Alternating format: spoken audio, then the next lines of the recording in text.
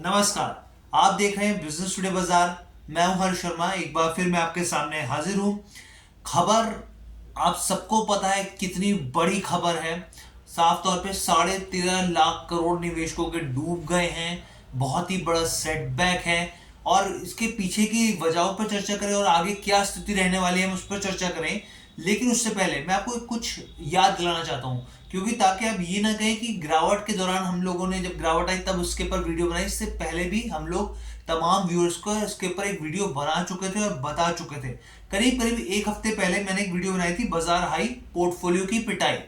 उसमें हमने बताया था और मार्केट एक्सपर्ट को भी जोड़ा था हमने। उसमें बताया था कि बाजार तो हाई पर है लेकिन उसके बावजूद आपका जो पोर्टफोलियो है उसकी पिटाई चल रही है। और उसमें हमने ये साफ इंडिकेशन दिए थे, बताए थे कि जो मिड कैप और स्मॉल कैप है उसमें गिरावट आ रही है। और जो एक्सपर्ट से जुड़े थे उन्होंने ये भी बताया था कि आने वाले दिनों में भी इसमें और स्मॉल कैप और मिड कैप में जो गिरावट है और गिरा सकती है। ये अगर आप हमारे पेज पे वीडियो जाएंगे करीब 6 दिन पहले की ये वीडियो आपको साफ तौर पे दिख जाएंगे। और हमने एक अच्छे समझदार चैनल होने के नाते आपको पहले ही जानकारी दी थी कि इस तरीके की चीजें हो रही हैं। आपका बाजार तो हाई पर है लेकिन जो मिड कैप और स्मॉल कैप है उसमें गिरावट है और इसके संकेत आगे भी दिख सकते हैं। और वही स्थिति आज बाजार में दिखी। बाजार में बड़ी गिरावट आई और निवेशक जो है लहूलुहान हो गए। बहुत बुरी स्थिति देखने को मिली।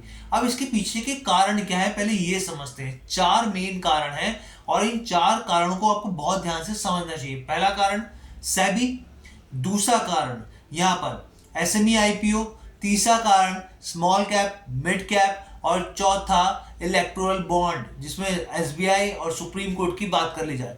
ये चारों का अगर समीकरण मिला दिया जाए तो बाजार में बड़ी गिरावट आई है और ये बड़े मुख्य कारण है बाजार में गिरावट के। कैसे अब आप कहेंगे, तो सबसे पहले हम लोग बात करते हैं यहाँ पे सेबी की। देखिए सेबी की खबरों को हम लगातार दिखा रहे हैं अपने पेज पर और बताने की कोशिश कर रहे हैं आपको स्थिति हुई क्या है। अगर आपको याद हो कि सबसे पहले मैं आपको एक डाटा रखता हूं आपके सामने, अगर ताकि आपको स्थिति और साफ हो सके। स्मॉल कैप की बात की जाए, साल की शुरुआत से अब तक करीब 15% स्मॉल कैप जो है वो इंडेक्स टूट चुका है। अगर आप मिड कैप की बात करें तो करीब करीब 8% यहाँ पे गिरावट आई है। अगर आप 15% को इस हिसाब से सोचें कि जिन लोगों ने यहाँ पे 15% की गिरावट, जिन्होंने स्मॉल कैप में वो वाले स्टॉक्स लिए थे जिसमें सबसे ज्यादा गिरावट आई, तो करीब करीब 25 से 40% की गिरावट वो अब तक झेल चुके हैं। जी हाँ, 25 से 40% की गिरावट हो चुकी है अगर एक स्पेसिफिक अगर आप स्टॉक वाइज बात करें। लेकिन 15% आप इंडिसेस बात करें, स्मॉल कैप के हिसाब से बात करें तो ये भी अपने आप में बड़ी गिरावट है। और आगे क्या होने वाला है एक बार इसके ऊपर भी हम आपको बताने की कोशिश करेंगे। लेकिन आप सबसे पहले बात करते हैं यहाँ पर सेबी ने क्या कहा था। देखिए आपको अच्छे से पता है कि म्यूचुअल फंड्स और जो भी बड़े म्यूचुअल फंड हाउसेज है और एएमसी को लेकर साफ तौर पे जो सेबी चीफ है माधीपुरी बुच ने यहाँ पर चेतावनी दी थी डायरेक्टली कि भाई इनको ये जो वैल्यूएशन है वो ज्यादा दिख रहा है, महंगा दिख रहा है यहाँ पे वैल्यूएशन।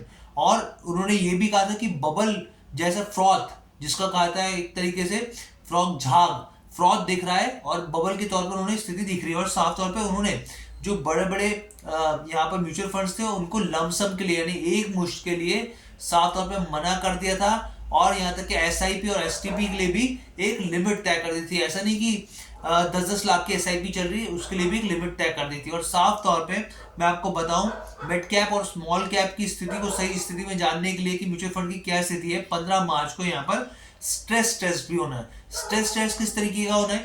स्ट्रेस टेस्ट होना है कि मान लीजिए अचानक से निवेशक आते हैं और बाजार गिर रहा है, वो कहीं रिडीम करना चाहे अपनी जो भी उनके म्यूचुअल फंड्स में, अगर मान लीजिए बल्क में रिडीम करना चाहे तो क्या म्यूचुअल फंड हाउसेस तैयार हैं उस तरह की लिक्विडिटी के लिए? क्या उनको रिडीम आराम से रिडेम्पशन मिल सकता है?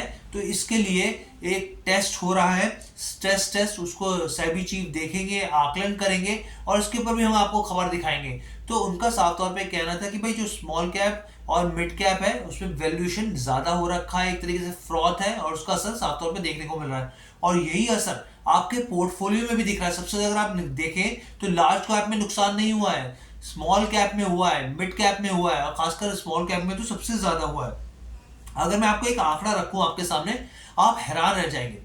देखिए अगर जनवरी 2023 से आप एयूएम देखें आप स्मॉल कैप के हिसाब से और मिड कैप के हिसाब से, तो करीब उस समय 1.8 लाख करोड़ था, जो बढ़कर अब बढ़कर इस एक साल के दौरान ही करीब 2.90 लाख करोड़ हो गए, यानी 80% लोग पागलपन, मतलब देखिए 80% बढ़ा है। एएमयू जनवरी 2023 में करीब 1.80 करोड़ था, 1 लाख करोड़ था, और अब बढ़कर करीब 2.90 लाख करोड़ हो गए। 80% की बढ़ोतरी हुई है, यानी कि लोग आंख बंद करके स्मॉल कैप में, मिड कैप में पैसा लगाए जा रहे हैं, और इतनी जबरदस्त इसमें इंक्रीमेंट हो रहा है जितना आप सोच नहीं सकते।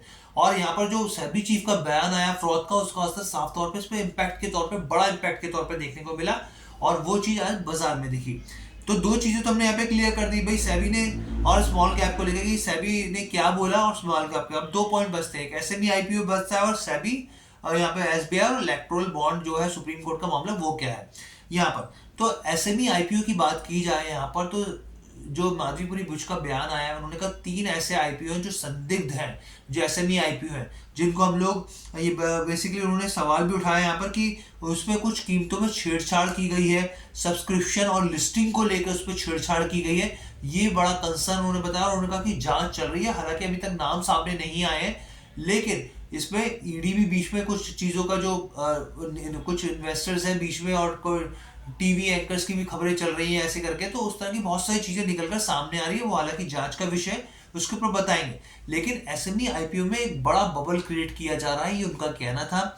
उसकी लिस्टिंग को लेकर यहाँ पर, उसके सब्सक्रिप्शन को लेकर चीजें बहुत ज्यादा बढ़ा चढ़ाकर दिखाई गई है, जिससे निवेशकों को बड़ा नुकसान हो सकता है, और हुआ भी है, ये उनका यहाँ पर कहना है। अगला पॉइंट, चौथा पॉइंट क्या है, आप सब जानते हैं कि सुप्रीम कोर्ट ने जो इलेक्टोरल बॉन्ड की जानकारी थी वो सार्वजनिक करने के लिए बोली गई थी एसबीआई के जरिए। एसबीआई ने वो सूची दी है, लेकिन अभी उसके ऊपर क्लैरिटी नहीं है कि क्या वो सार्वजनिक हो पाएगी। उसको लेकर स्थिति बहुत बड़ा कंसर्न अभी बना हुआ है। लेकिन यहाँ पर इसके पीछे के रीजंस क्या है, ये जानने बहुत जरूरी है।